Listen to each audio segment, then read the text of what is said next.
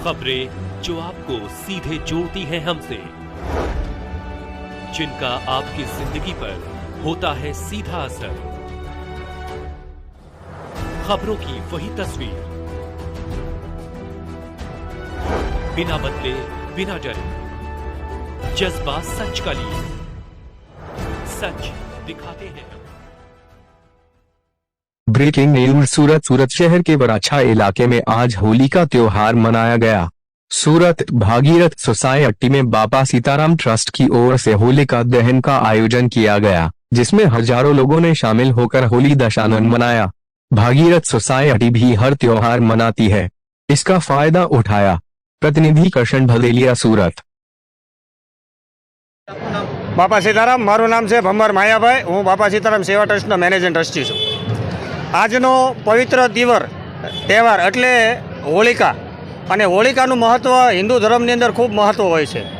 જેવી કે જ્યારે પ્રહલાદને એમના ફૈબા હોલિકાએ એમના ખોળા ઉપર બેસાડી અને એને સળગાવવાનો જ્યારે પ્રયાસ કર્યો, ત્યારે જે ભક્તિની આગળ એ હોલિકાનો નાશ થયો। એ આજનો પવિત્ર દિવસ છે।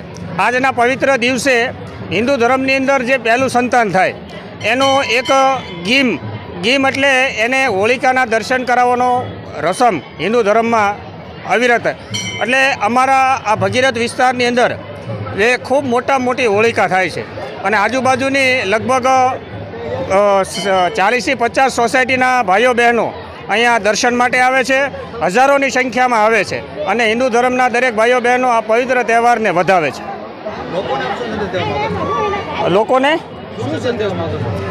હું સંદેશ દેવા એ માનું છું કે આપણા હિન્દુ ધર્મના જે તહેવારો છે, જે હોળિકા છે, જન્માષ્ટમી છે, નવરાત્રિ છે, શિવરાત્રિ છે, એવા જે પવિત્ર તહેવારો છે એને ધર્મપૂર્વક ઉજવે અને ધાર્મિક રીતે ઉજવે, એવો એક શુભ સંદેશ હું બાપા સીતારામ ટ્રસ્ટ વતી આપવા માગું છું। અને જે આપણે છોકરાને જે ગિફ્ટ લઈને આવે છે અહીંયા હોલિકા પાસે, તો એના વિશે તમે શું કહેશો? એ બાળકોને અહીંયા દર્શન કરાવે છે। દર્શન કરાવ્યા બાદ બાળકોને ઘરે લઈ જાય છે, અને જે પતાહા અને પ્રસાદી, ખજૂર આવી વસ્તુની એક મોટો ગઢ બનાવે છે, અને એ ગઢ એમના પરિવારના જે સભ્યો ઉપસ્થિત હોય એને ભાગે ભળતો વેચે છે। એવું હિન્દુ ધર્મની અંદર આ એક રિવાજ છે, અને એ આદિ અનાદિથી ચાલ્યો આવે છે। ધન્યવાદ। બાપા।